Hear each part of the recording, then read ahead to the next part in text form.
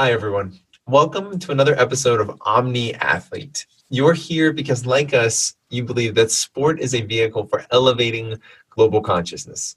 But you know that elevating consciousness through sport only matters if it actually helps you to compete at your highest level.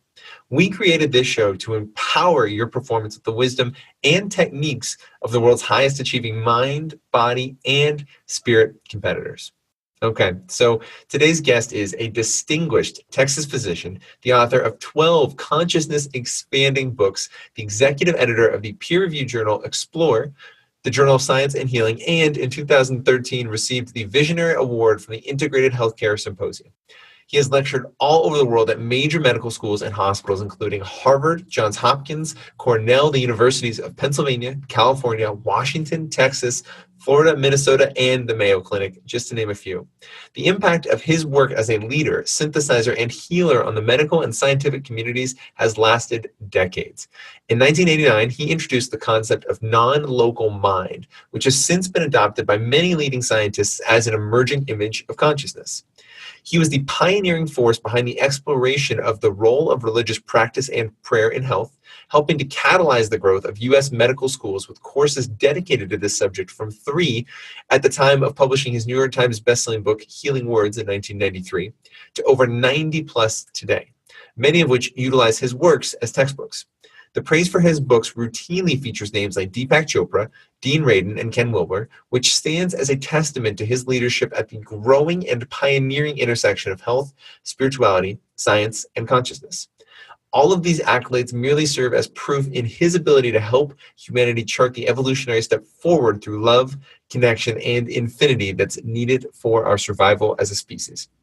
It's my pleasure to introduce to Omni Athlete, Dr. Larry Dossey. Welcome to the show, Larry. Well, it's great to be with you, Josh. Thanks for the invitation. Yeah. So I want to start somewhere a little unexpected, but I was just reviewing some notes from reading your book, One Mind, before we jumped on. And there's a quote in there that I just really loved. And I'd love to start there. And you said, to label something is not to explain it. And this brings a whole host of ideas to mind, but I wonder what you mean by that in terms of consciousness. Well, people throw around terms as if they and we know what they mean. And I think one of the most mysterious things in all of the universe has to be consciousness. Nobody, I think, has ever totally adequately explained what consciousness is. And so we can deceive ourselves. We can use these terms as if we know their meaning, but when you get right down to it, in order to understand something as tricky and complex as consciousness, you have to, at some point, turn off your smartphone and sit down and shut up and just be, and let consciousness display itself to you through your own experiences. In other words, going beyond words. You know, I think that this is a hazardous hazard of the profession of those of us in medicine and science. We need a good deal more poetry and art, I think, in our veins if we're ever going to understand what these words mean. And also we have to tell stories, because stories can get us to a point where definitions can't. And that's what I've tried to do in this book. So one of the things that comes to mind is just recently I finished reading for the first time The Hero with a Thousand Faces, Joseph Campbell's book. And Right. In thinking about that in context with your book as well, what comes to mind is the notion that story, myth, religion play in giving us access to the one mind. And I would love to hear what you think that role is, and just other access points for anybody. Obviously, we're talking to athletes and coaches, but really anybody. Well, I'll give you an example which happened to me several years ago when I was in the process of writing my first book. I used to jog quite a bit, and it got to the point where after I'd passed a certain distance, my mind would fill with ideas that were just, where do they come from? I couldn't explain it. And I know many athletes have had this this experience of getting into a kind of flow state where the boundaries between yourself and other things in the world just simply evaporate. This got so challenging to me that I would not go jogging without a paper pad in my shorts and a pen, so that when something came through, I would pause and write it down. This to me was really an affirmation that creativity is much more complex than we think it is. We think we have to churn it out. We have to be really super smart and ultra original. We have to look in here if we're going to be creative. My experience in jogging and the ideas just blew that idea all away. I discovered that there was some dimension that one could use physical exercise as a portal into. I didn't think in terms of the one mind back in those days, but I see now in retrospect that was part of the story, my own experience that led me to this idea of unitary consciousness, the idea that there are no boundaries separating us at certain levels, and so on. What I wonder about, and so athletes, one of the beautiful things about sport, as you just illuminated right there, right, is that at times it can put us, especially physiologically, in this very primal state, right, very, very connected, very present. And what you've talked about at length is something that I think applies directly to sport, and that's that we are becoming so much more separated, right, in our society, in our culture. Yet we're becoming separated from things at times, like this principle of one mind that feels so naturally warm and connected to that more primal state. Why do you think there is such that resistance, if that's the right word for it, towards leaning into a principle like this, that collected consciousness, that ability to be part of that whole? Well, I think we're victims of bad learning. The emphasis in our culture is, we have to pull ourselves up by our own bootstraps. We've made a mess out of individuality. We have emphasized it, even in sport, competition, there's only one winner, that sort of thing. And I think that has given us the wrong message. I'm not against individuality and individual achievement, but I do think that individuality is only one side of the coin. And the other side of the coin has been sacrificed largely in our culture. And if you look around at the problems that we're dealing with in our culture today, and indeed around the world, there's just a fetish made of tribalism, of me against you. Nationalism is rampant. We don't want any of those immigrants here because they're not really who we are. We're at each other's throats over this fetish of individuality. And I think we better get it right, or we're going to pay a huge price, because the challenges that we face in terms of global warming and resource depletion all has to do ultimately with the excessive focus on individuality. I want mine. My nation wants mine. It's us against them, tribe against tribe, religion against religion.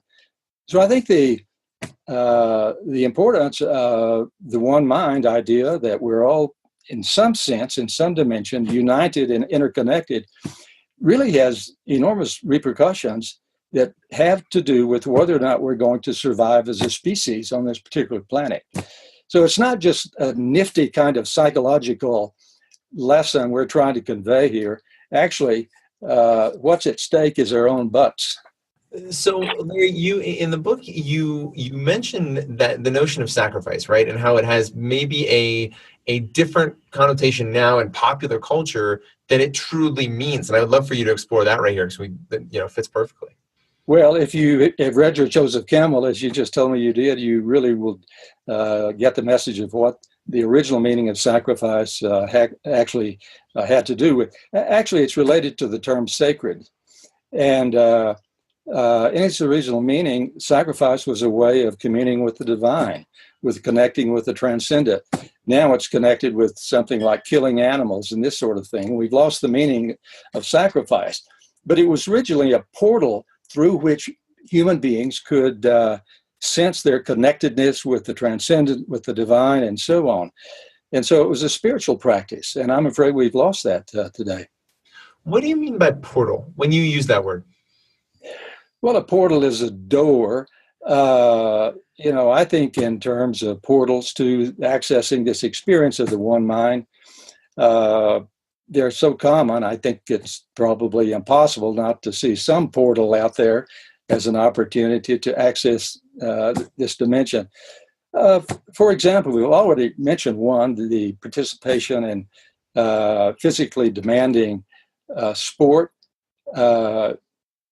Engaging with nature is one that has really been important for my wife, Barbara, and me. We have, for 30 years, every August, we've taken off into wilderness and backpacked into upper reaches of the Rocky Mountains from Canada down to Mexico. And we do that as a portal to understanding something that we don't get as long as we stay in urban environments. Great music, access to great art works for many people.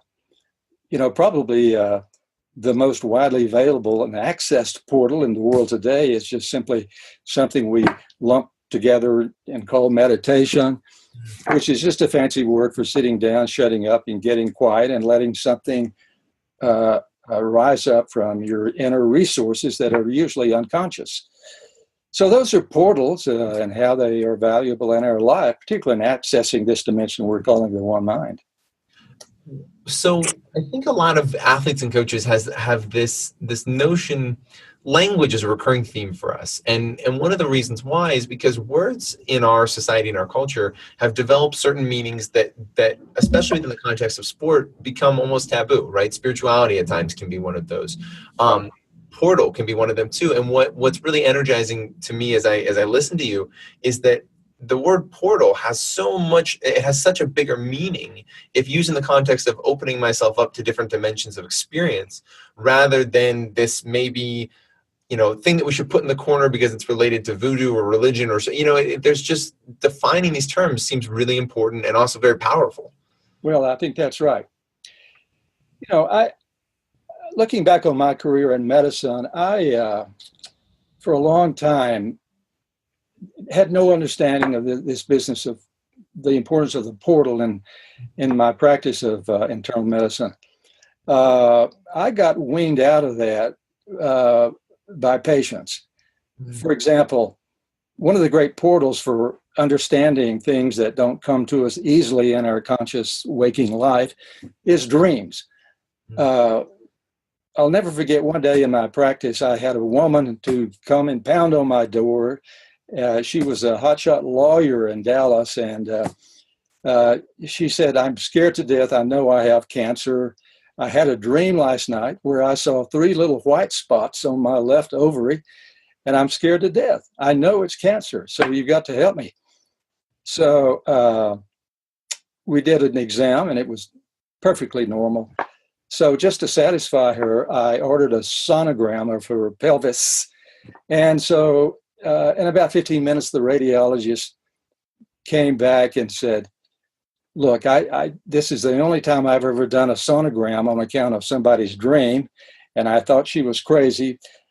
So I said, "What did it show?" And he said, 3 little white spots on her left ovary. And I had to rub it in a little bit. And I said, kind of like she saw in her dream, right? And he was humiliated, and I learned something. And then after my patients began to understand that I was attuned to the dream portal, I began to be flooded by patients' dreams about their illness. Some would even dream the proper treatment for their diagnosis. And so I really had a comeuppance. I mean, that's a portal to understanding that occurs once every 24 hours for almost everybody, and it's highly neglected. And especially in the context of athletics, right? I mean, I think, the notion of being able to perceive an expected performance, or to be able to have those moments of premonition where you can feel, I remember very clearly, this is different than dream as a portal, but just in this notion of other planes, right? Very clearly having football games where I knew where the play was going before the ball was snapped, right? And other members of our group have shared similar stories. And it just seems like there is such a reluctance to embrace that intelligence, so to speak, whatever it may mean, it is immediately assumed to be either not something we should talk about or at the very best unimportant. Yeah. Well, fortunately, I think we're weaning ourselves out of this reluctance to go there with, I mean, this conversation is an example.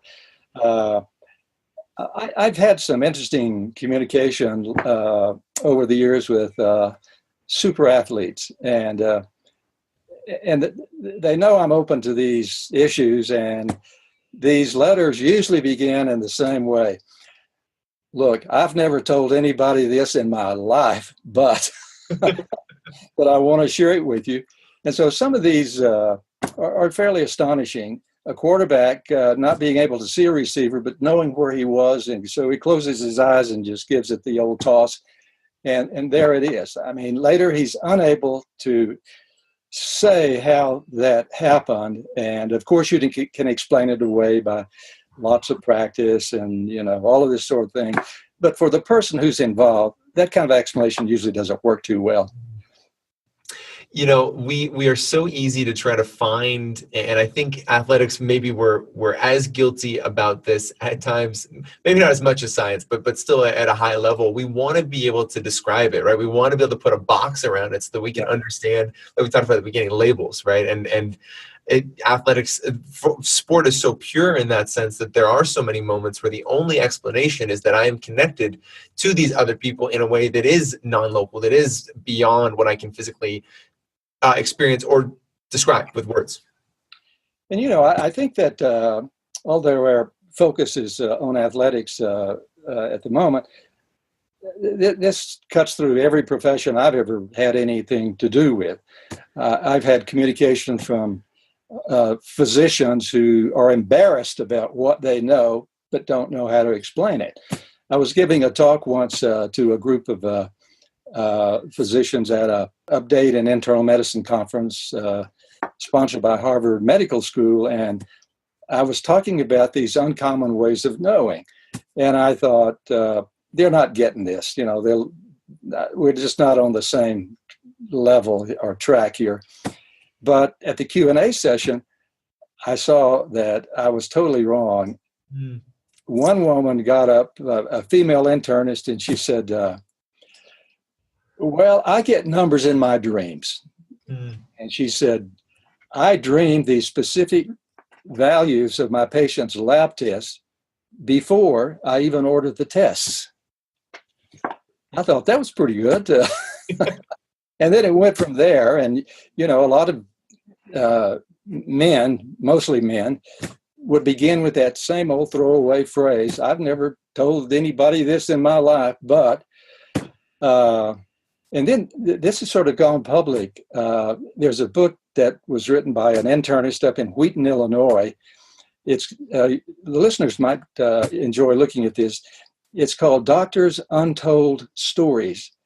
And this internist went around and asked all of these doctor friends, what's the weirdest thing you've ever seen in your practice in medicine? Boy, it's astonishing.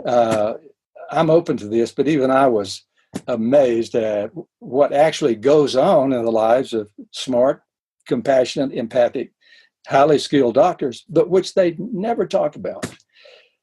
So Doctors Untold Stories is a good place to go for a little bit of inspiration.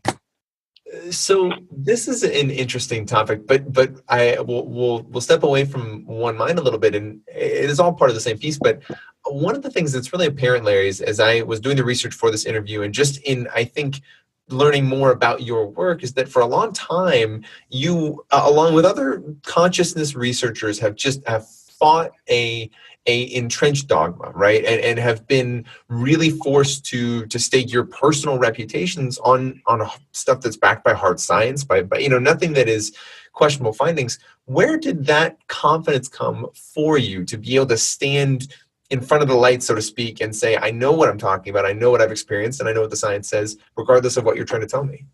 Well, I had two paths toward getting where I am now, willing to go public with this stance. One had to do, beginning in grade school, I was afflicted with severe migraine headaches the headache wasn't the worst part, but I had partial blindness associated with this. This got so bad through high school and college and even in medical school. I tried to drop out of medical school because I thought that it was only a matter of time until I had an attack of blindness in a crucial situation and would harm someone, maybe even kill them.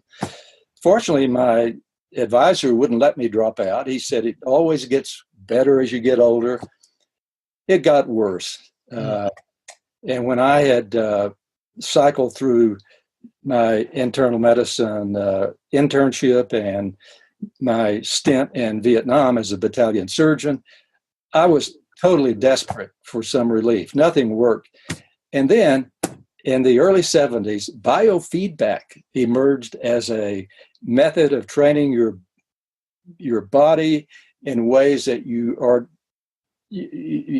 can't do if you really try. You have to let go and enter some sort of state, and then you can retrain all sorts of stuff, your pulse rate, your body temperature, and on and on and on. Well, I chased all over the country learning how to do this, and for the first time in my life, the migraine practically went away totally. I knew in a heartbeat that the mind and consciousness had something to do with the way my body worked, and this was my big wake-up call, I'm telling you. So in just a few weeks or months, I went from a materialistically, physiologically trained conventional physician to someone who was willing to put my reputation on the line and talk about this new area of research. There wasn't a lot of research then. Since then, the field has exploded. There are studies now outside of biofeedback showing that we can affect the world out there in ways that are statistically overwhelmingly positive, that have to do with human health and human function. So I think it's just a matter of being honest about where the data lies. I've lived long enough to see the medical schools turn around. Back when I first started in this field, 3 medical schools in the country had anything to do with this field. The others were too embarrassed or in the dark about it. Now, over 90, between 90 and 100 medical schools have come on board looking at this. It's no longer fringe stuff. When we talk about the impact of consciousness on the body, as many athletes discover on their own, this is a field that is alive and well, and the culture has turned around. So something that would be really interesting to understand is what sort of bridge you would build for the athlete or coach that's comfortable with epigenetics, but doesn't necessarily see that connection to either consciousness or specifically in this moment, one mind. And I would just be curious to see what that bridge would look like if you had to build that. Well, the first thing I've learned is don't sell this stuff to anybody. I mean, what I do is simply tell stories about how this worked for other people, about stories that people, athletes included, have related to me, my experiences with my patients and with other physicians. And most importantly, I lay out the data. Look, if you think this is fringe stuff, go read this or not. I don't care. Just suit yourself. I tried the hard sell job on a lot of my colleagues in my medical group early on. I learned early on that's not the proper way to do it. So I just take a backed off approach and say, look, here's my experience, here's the data, decide for yourself. So when it comes to knowing, one of the things that I was looking at right before we jumped on is the study that you mentioned in the book about the birds, the school birds, when their reaction speed, right?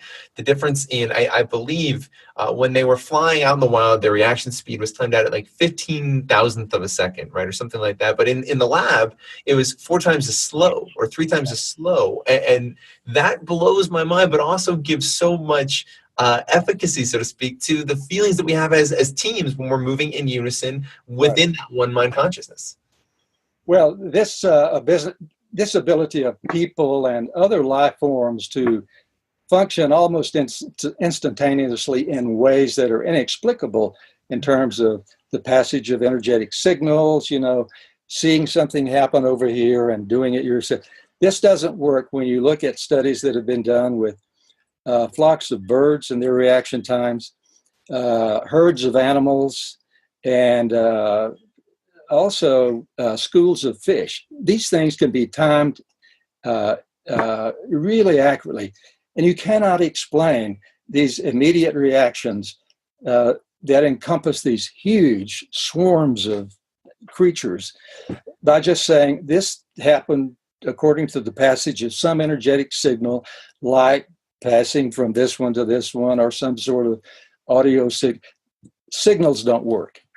There's something going on, and this has been looked at critically by ethologists who spend their lives studying the behavior of animals.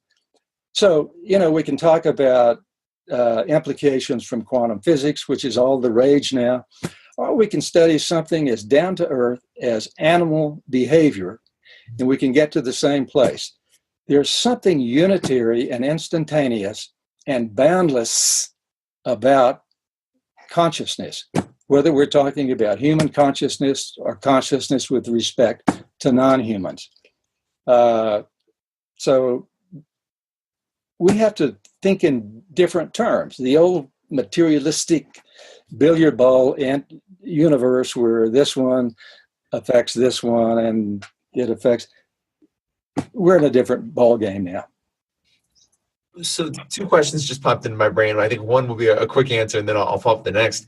Which do you find more energizing when you look at the challenge, so to speak, of coming to an understanding of what our human experience looks like? That one of trying to fit it into the box of quantum physics, so to speak, and not necessarily that that's a box per se, but that lane, or the lane of being able to say, what do I observe and what do I feel and experience from moment to moment, and how can that inform how I perceive what's happening around me? Well, I think those things fit together.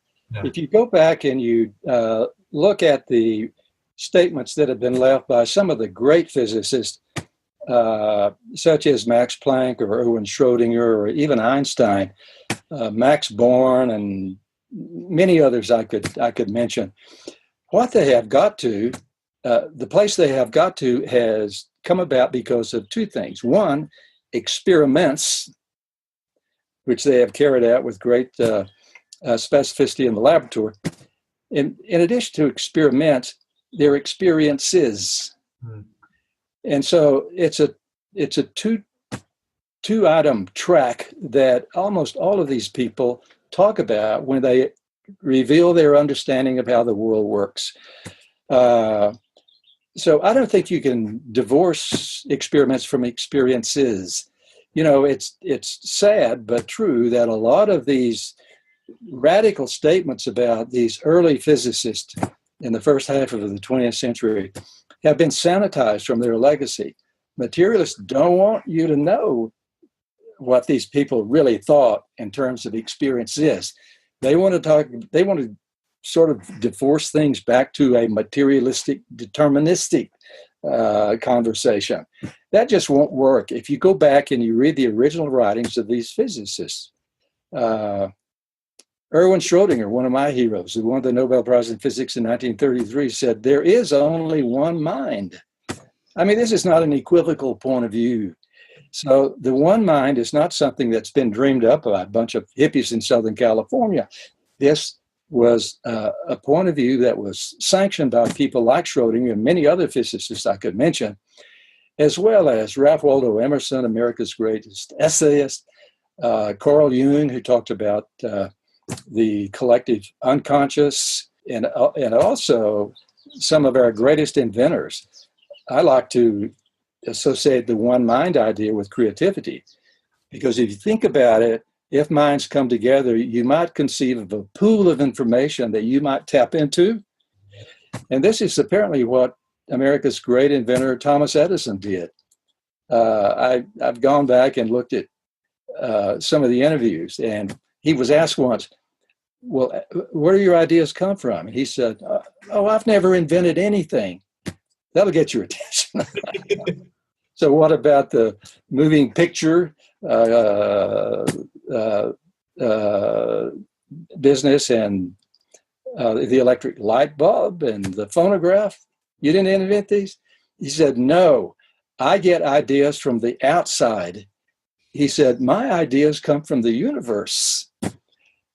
But now, his legacy has been dressed up as he was just really smart, right? And he just figured all this stuff out. Well, figuring it out for a lot of the greatest scientists and inventors has to do with accessing information which individuals alone apparently do not possess. And it seems so both readily apparent and also just observable when it comes to athletes too, right? You watch, how many times have we watched athletes perform, especially in the elite levels, perform feats that they had never performed before until that very moment, right? What comes to mind as we're talking right now is Shaun White, who at the Olympics repeatedly has performed tricks that he's never even pulled off in practice to win gold medals, to win competitions. And yet we are very, at times, not reluctant, we're overusing, but just at times it's challenging to admit that may come from a higher place or from a place of more expansive perspective than just he practiced really hard. Well, I think that they're the strongest parallels between what you just described with elite athletes who go places they've never been before and can't figure out sometimes how they got there, and people like Edison who access something else. And you see this also in the greatest scientists. And many of these people would be the first to say, none of this makes any sense. Don't try to reason through it, because you will hamper yourself and diminish your achievement if you take that positions. Still, when kids come up through college and university and grad school even, we give them the opposite message. You've got to have some tremendous understanding of math. You have to be, gifted in certain ways so that you can figure out stuff that other people can't figure out. Well, this term figuring it out is really tricky. And I think one of the greatest contributions that the one mind idea makes is that there's a place you can go which doesn't depend upon your neurons and your logic trains that can be greater than what you ever imagined. So the title of the book, the reason why it matters, right? What the one mind is and why it matters. So when you talk about this, just the relationship that most people have with the lingering doom that death appears to be for us, right, as individual people, and just how we are at times in life running from that eventuality, or we are trying to grab as much as we can because we can't take it with us, whatever the case may be. What feels as though at times it becomes an impediment to stepping into that one mind is that feeling of I have to get it now because it's going to end, and how liberating it can be to really see the expansiveness we can live with. Well, I personally think that the greatest contribution of this one mind idea has made to human welfare is that it points to the survival of bodily death of some aspect of our consciousness. As a physician, I think that the fear of total annihilation with physical death has caused more pain and suffering for human beings than all the physical diseases combined. And this idea of the one unitary consciousness is a way beyond that. And here's the way that works. If we say that consciousness is non-local, which is the term I think that best fits our understanding, evolving consciousness understanding, what non-locality implies is that consciousness is not localized. You can't put it in a box. You can't separate it from all the other consciousness, and you can't even separate it in time and confine it to the present moment. With respect to both time and space, there are no boundaries. This is the implication of these thousands of experiments. You can't segment consciousness off and separate it from all the other consciousnesses that are out there. The implication of this is that if consciousness is non-local with respect to time, it doesn't have any boundaries in time. That means that it's immortal and eternal. And this is the lesson which the great wisdom traditions have been yammering about since time immemorial. And oddly enough, through these experiments in quantum mechanics and mind-body connectivity and thousands of variations of these studies, we are affirming the non-locality and time of consciousness. This is an affirmation of the immortality aspect of consciousness. So we can, yippee that we can break world records when we access this kind of breakthrough and achievement and understanding. And I'm all for that, by the way. But the big payoff is the certainty of survival of some aspect of who we are, of physical death. I think that's where the gold is.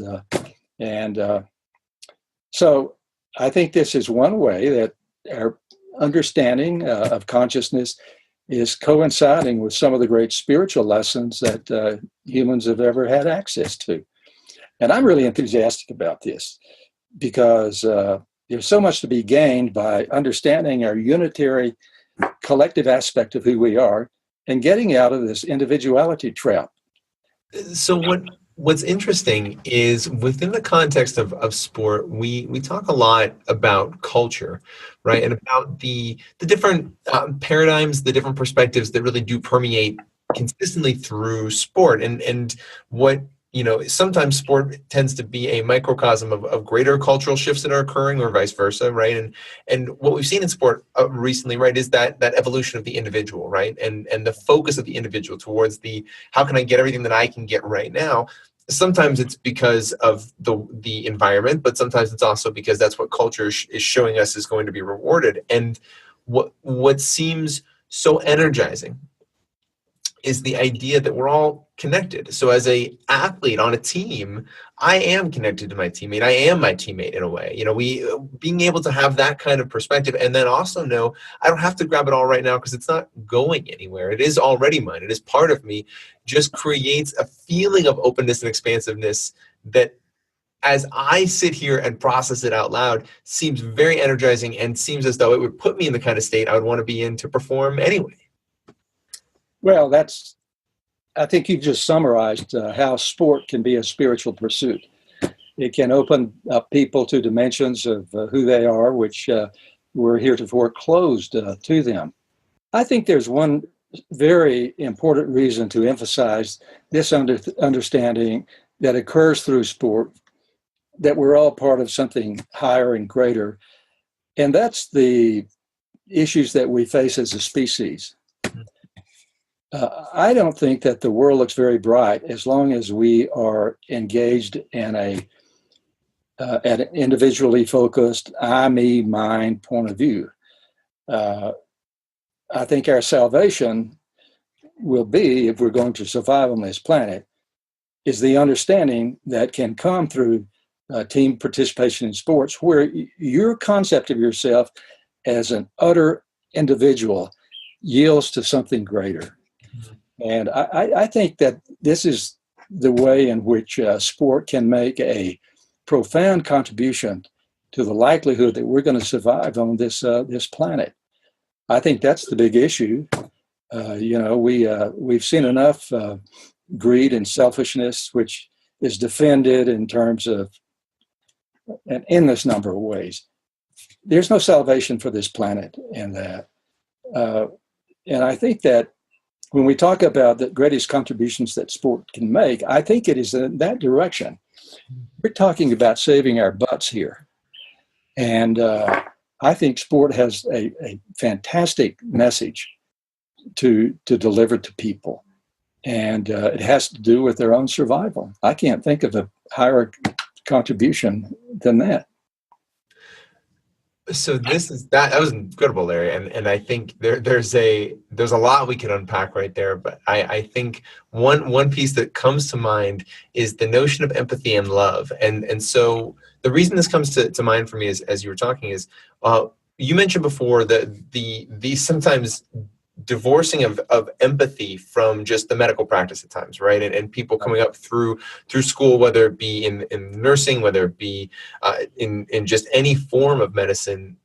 And what as I was thinking about that, what came to mind for me is coaching, right? And in coaching, how powerful the same principles that you've spent your life's work illustrating scientifically around just distance healing and the impact that belief and hope and empathy can have on patients, the same things can be applied from coach to player, I'm sure.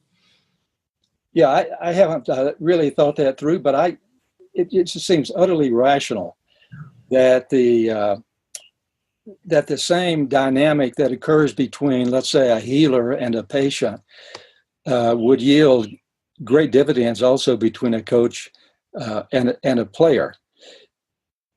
You know, when you try to unpack what goes on in those dynamics, is that individuality seems to give way to something greater, and that's where we need to get if we're going to save our butts on this planet. We have to think in terms of something that goes beyond individuality. Individuality is fine as far as it goes, but it's also led to a situation where we're destroying the only planet we have as far as our current capabilities are concerned. And it's a terrible end game. And I think that we are either going to discover our own interconnectivity, our non-local consciousness, or we're not going to have a home anymore. So when we talk about these issues, we're not talking about just some neat psychological athletic principle. We're talking about saving our butts here, because unless we get to an understanding of non-locality, that we're all in this together, that there ultimately is no separateness, we're sunk. That's the bad part. I happen to believe I happen to believe in the ability of human beings to overcome these problems that we face that have to do with sheer individuality, overconsumption, and the disregard for the rest of the non-human planet. And I think that we're on the verge of a great breakthrough. I say this because I think lurking in some of the new lessons of quantum mechanics and biology and psychology is a lesson that all human life is connected at a certain level, and that it is only by understanding that and allowing that to have its way in our life that we're going to make it. I happen to be very positive about this. Part of it stems from my own evolution through selfish science, selfish psychology, into something non-local with respect to consciousness. And I know this can be done. And I think that the millions and billions of people out there who are on the threshold of this operational understanding in their life are being very quiet right now. Mm-hmm. And we can be very downhearted and pessimistic if we look at what's happening politically, because that's the best way to get depressed I know of. But there's something going on which I think is upward in direction, and it has to do with our evolution of our understanding of our own consciousness and how it is indestructible and non-local. That's where we're headed as a species. We're going to have some bumps in the road before we get there, but I'm extremely hopeful about where this is going to end up. As a matter of fact, it will not have an end, because I think that it is eternal. One last question before we begin to wrap, and this one is maybe hard to put a specific answer to, but I'd be curious, Larry, what do you think the one or two shifts are that have to be made specifically to get not the information, because if we really lean into one mind, the information's already there, right? It's a willingness to open our awareness to it. What has to happen to start that progress, or to make it take that next step where you see it? Well, that's the $64,000 question. But I think that the answer is extremely simple. I follow a piece of advice that was given by a social psychologist, Angeles Arian, who died a few years ago. she had what she called her 4 rules of life. Mm. Sit down, be quiet, love one another, and don't get attached to results. And that sounds so simple. It sounds ridiculously simple.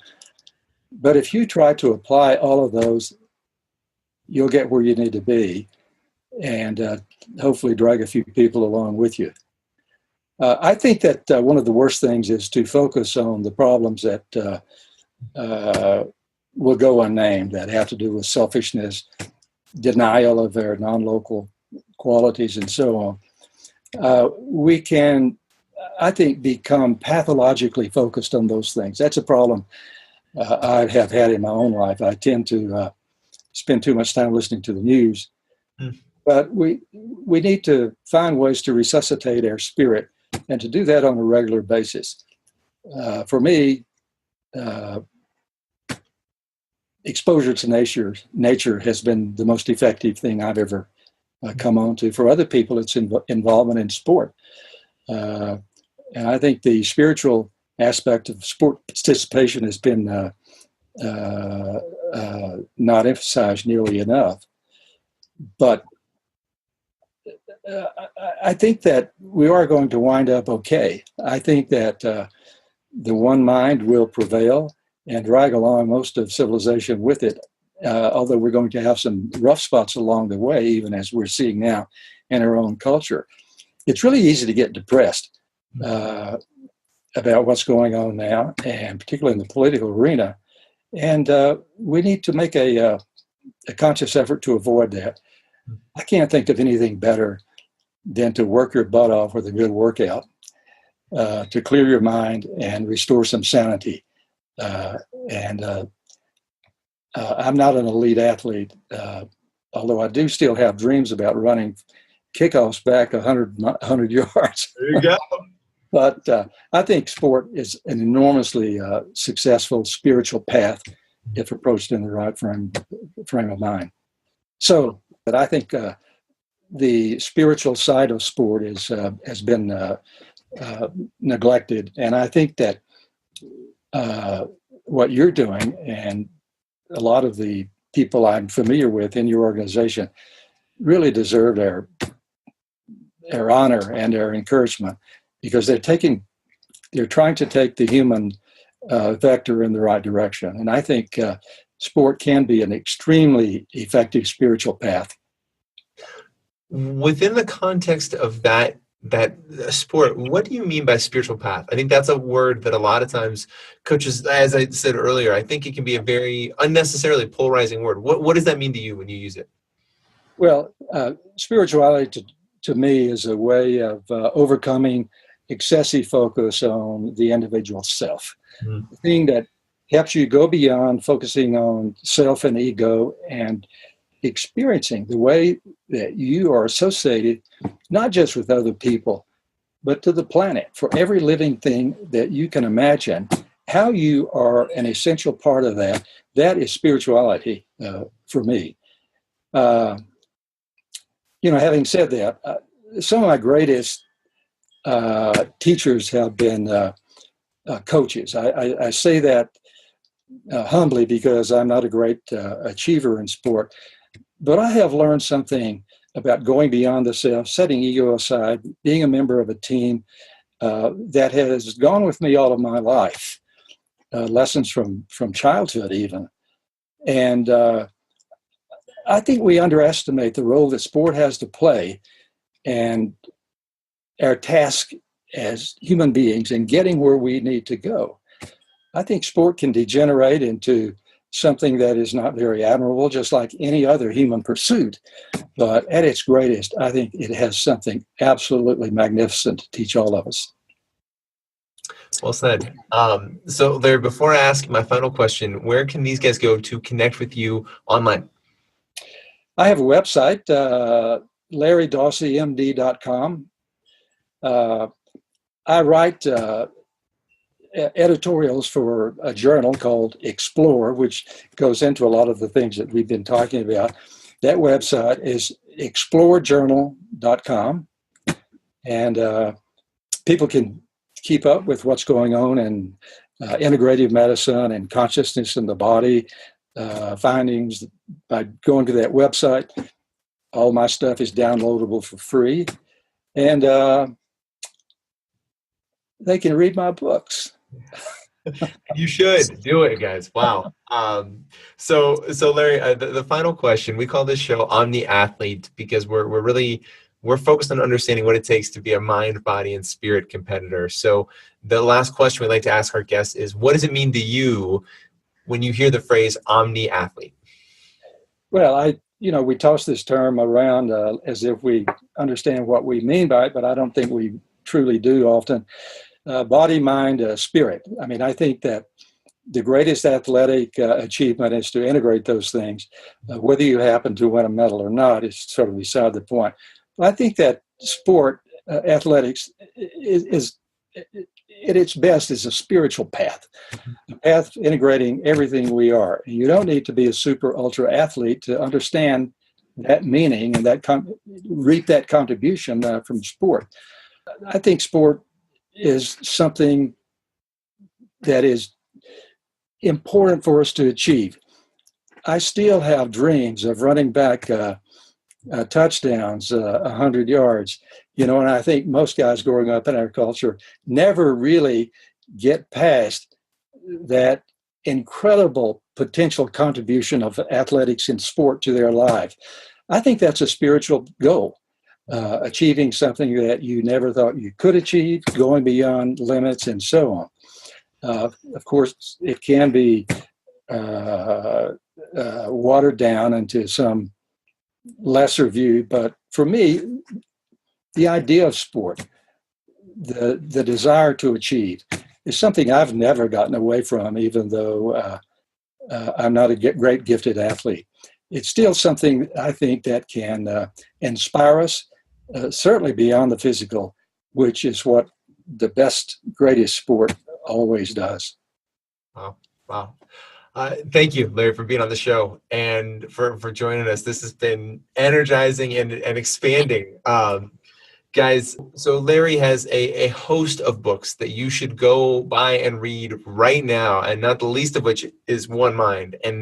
And what you will learn, I think, super quickly, first and foremost, is that none of this is woo-woo in the sense of not being scientifically proven. None of this is the information we talked about here is backed in hard science. And for those of you that say, how does this affect my performance? There is science to prove that it does affect our performance. There's science to prove that our physiological states, the shifts that occur there, are truly allowing us to step into a place of performance that as athletes, we can leverage to achieve the things that we want to achieve, but we can do it from a place of love, from a place of connection and unity, and truly, as Larry said multiple times in this interview, without focus on the results, not because they don't matter, but because that's not how we are accessing our highest and best selves.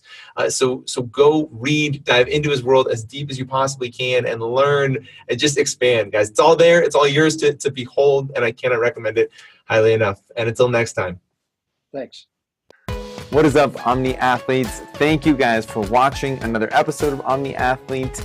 If this content is adding value to your lives, guys, please like and share and subscribe in every way you can. Share our content. That helps us grow this community, which is really ultimately what we are after right now. So please like, comment, share, tell your friends about what we're doing. If it's adding value, please share it. And if it's not, tell us so we can really improve this content and make sure it's something that you guys want and want to see. Coming up, guys, in July, I'm super excited to announce we have the 2018 Sports Energy and Consciousness Festival. It's going to be in San Rafael, California. This is an absolutely incredible event for a lot of reasons. The main one being you get to actually engage with so many of the people that we've had on the show, so many of the leaders in sports, energy, and consciousness. The speakers are absolutely incredible, and the community is even more incredible. So I cannot encourage you guys enough. Get to this festival. It is going to be an experience that transforms your vision of athletics, your ability to achieve peak performance, to find flow, to awaken an expanded level of consciousness in your performance that you just cannot find anywhere else. It's truly the tip of the iceberg, and you guys want to be part of it. July 13th through 15th in San Rafael, California. Go to sportsenergyfestival.com to get your tickets today before they run out. It's going to go quick, guys. Get there. sportsenergyfestival.com, July 13th through 15th. We'll see you there.